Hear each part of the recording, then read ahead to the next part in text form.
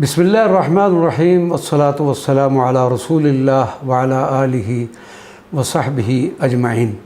मुअज़्ज़ज़ नाज़रीन व सामिईन किराम, अस्सलामु अलैकुम व रहमतुल्लाहि व बरकातुहू। आज हम इंतहाई मुख्तसर अंदाज़ में सरकार मदीना सल्लल्लाहु अलैहि वसल्लम पर ईमान लाने वाले पहले बादशाह, सरकार मदीना सल्लल्लाहु अलैहि वसल्लम पर ईमान लाने वाले पहले बादशाह शाह हबशा हज़रत असहमा इब्न अजहर अन-नजाशी का मुख्तसर तज़किरा करेंगे और फिर इंशाअल्लाह तरतीब वार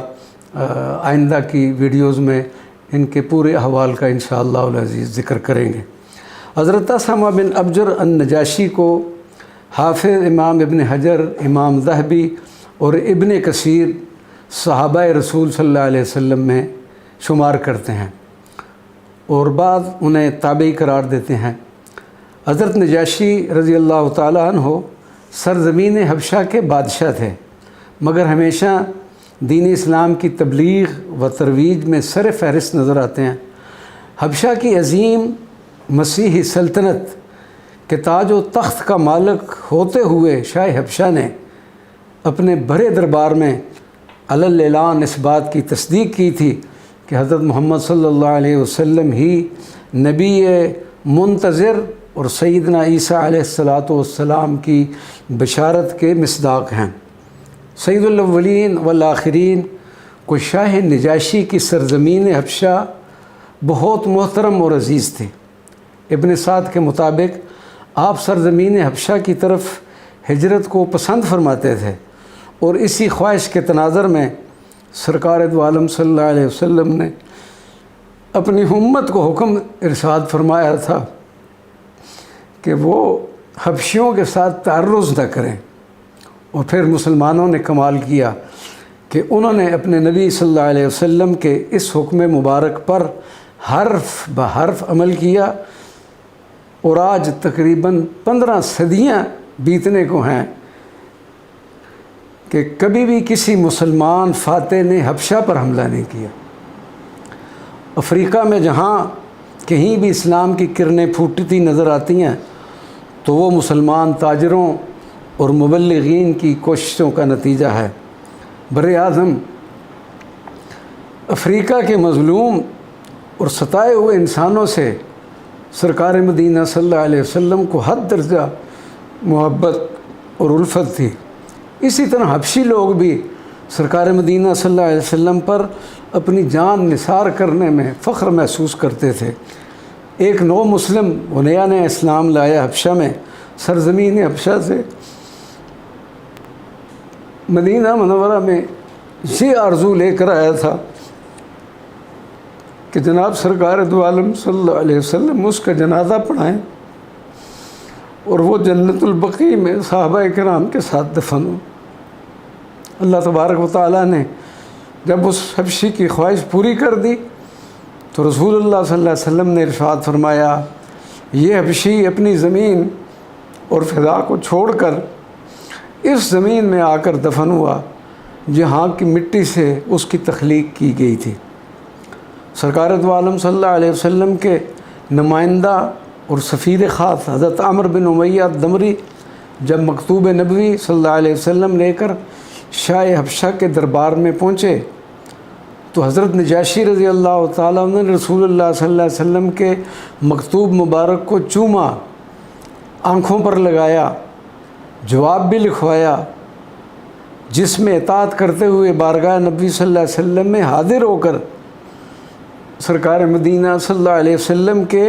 नालैन मुबारक को सर आँखों पर लगाने की तमन्ना के साथ इस बात को भी तहरीर फरमाया कि हजूर मैं आप सल्लल्लाहु अलैहि वसल्लम पर ईमान ला चुका हूँ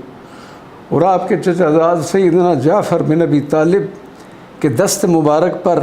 बैत कर ली है। और यूँ सरकार दो आलम सल्लल्लाहु अलैहि वसल्लम पर ईमान लाने वाले सबसे पहले यही बादशाह हैं शाह नजाशी। शाह हबशा रज़ी अल्लाह ताला अन्हु ने अपना सारा खानवादा सरकार मदीना सल्लल्लाहु अलैहि वसल्लम और अहले बैत नबवी की खिदमत के लिए वक्फ़ कर दिया था। अपने बेटे और एक चचाज़ाद खिदमत नबवी में भेजे مدینہ طیبہ طاہرہ جب دار ہجرت قرار پا گیا اور مہاجرین حبشہ نے واپسی کی تیاریاں شروع کی تو سرکار دو عالم صلی اللہ علیہ وسلم کے حکم پر شاہ حبشہ نے سیدۃ ام حبیبہ رضی اللہ عنہا کا نکاح سرکار مدینہ سے کرتے ہوئے حق مہر بھی خود ادا کیا۔ سیدۃ ام حبیبہ کو تیار کرنے والی نجاشی کی خادمہ ابرہ بھی یہی درخواست کرتی رہی کہ آپ صلی اللہ علیہ وسلم سے میری بخشش اور حسن خاتمہ کی دعا کروائیں۔ مہاجرین حبشہ جب سرزمین حبشہ کو الوداع کرنے کی تیاریوں میں مصروف ہوئے تو شاہ حبشہ نے ذاتی طور پر ان کے لیے 2 کشتیاں تیار کروائیں۔ حضرت جعفر بن ابی طالب کو امیر مقرر کر کے انہیں مدینہ منورہ روانہ کرنے کے ساتھ سرکار دو عالم صلی اللہ علیہ وسلم کی خدمت اقدس میں کئی تحائف روانہ کیے۔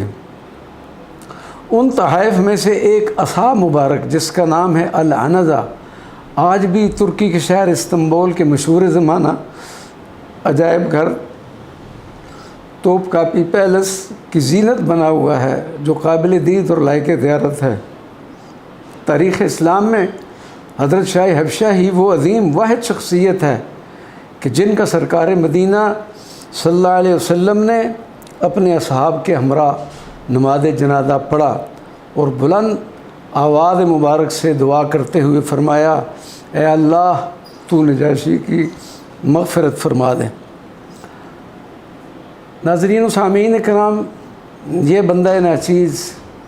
ایک طویل عرصہ سے اس کوشش میں رہا کہ کسی طرح ملک ایتھوپیا کا ویزا مل جائے اور سرزمین حبشہ کے گاؤں نجاش میں شاہ نجاشی کے مزار مبارک پر حاضری کا شرف حاصل کیا جائے، لیکن ابھی تک ایسا ممکن نہیں ہو سکا۔ وجہ اس کی یہ ہے کہ پاکستان میں ایتھوپیا کا سفارت خانہ موجود نہیں ہے۔ اب میری ان تمام دوستوں سے گزارش ہوگی کہ جو پاکستان سے باہر دوسرے ممالک میں قیام پذیر ہیں اور اگر ان ممالک میں ایتھوپیا کا سفارت خانہ موجود ہیں تو وہ کوشش کریں اور اس عظیم صحابی رسول شاہ حبشہ رضی اللہ تعالی عنہ کے مزار مبارک پر حاضری کا شرف حاصل کریں اور ہمارا بھی ان کی بارگاہ میں سلام اور ہدیہ عقیدت پیش کریں۔ اللہ تبارک و تعالی شاہ حبشہ کی فیوزات و برکات سے ہمیں بھی مستفید فرمائے، آمین یا رب العالمین، بجائے سید المرسلین صلی اللہ علیہ وآلہ وسلم۔ والسلام علیکم ورحمۃ اللہ وبرکاتہ۔